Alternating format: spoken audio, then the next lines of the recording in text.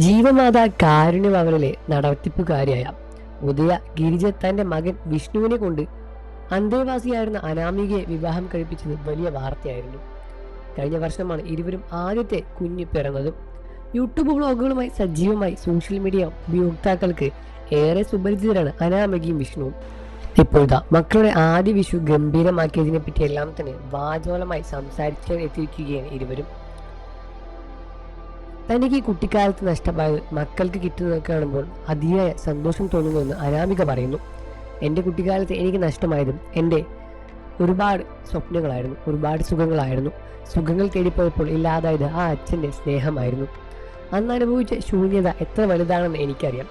പക്ഷെ ഇന്ന് എൻ്റെ മകൾ അവളുടെ അച്ഛൻ്റെ കൈപിടിച്ച് നടക്കുമ്പോൾ ആ സ്നേഹം അവൾക്ക് വേണ്ടോളം കിട്ടുന്നത് കാണുമ്പോൾ എൻ്റെ ഉള്ള് നിറയുകയാണ്. എനിക്ക് കിട്ടാതെ പോയത് അവൾക്ക് ലഭിക്കുന്നുണ്ടല്ലോ. ആ തിരിച്ചറിവാണ് എൻ്റെ ഏറ്റവും വലിയ സന്തോഷം. ചിലർ സ്വന്തം സന്തോഷങ്ങൾ തേടി പടിയിറങ്ങുമ്പോൾ തകർന്നു പോയൊരു ബാല്യം എനിക്കുണ്ടായിരുന്നു. അച്ഛൻ്റെ സ്നേഹം എന്താണെന്നറിയാതെ വളർന്നവൾ. പക്ഷെ കാലം എനിക്കായി കാത്തുവെച്ച വലിയൊരു സമ്മാനമാണ് എൻ്റെ മകൾ. എനിക്ക് നഷ്ടപ്പെട്ട അച്ഛൻ സ്നേഹം അവൾക്ക് അവളുടെ അച്ഛനിലൂടെ തിരികെ കിട്ടുന്നത് കാണുമ്പോൾ പഴയ മുറിവുകളെല്ലാം ഉണങ്ങുന്നത് പോലെ തോന്നുകയാണ്. അവൾ സന്തോഷവതിയാണ്, അതുകൊണ്ട് ഞാനും എന്നായിരുന്നു അനാമിക പങ്കിട്ട കുറിപ്പിൽ വ്യക്തമാക്കിയത്. ഉണ്ണിമുള്ള ആദ്യത്തെ വിഷു എന്ന ക്യാപ്ഷൻ നൽകിയാണ് വ്ലോഗിൽ അനാമികയും പങ്കിട്ടത്. ഉണ്ണിമുള്ള ആദ്യത്തെ വിഷു ആയതുകൊണ്ട് തന്നെ ഒത്തിരി സന്തോഷമുണ്ടായിരുന്നു. താൻ വിചാരിച്ചതുപോലെ അവളെ കണി കാണിക്കാൻ പറ്റിയെന്നെല്ലാം തന്നെ തുറന്നു പറയുന്നു.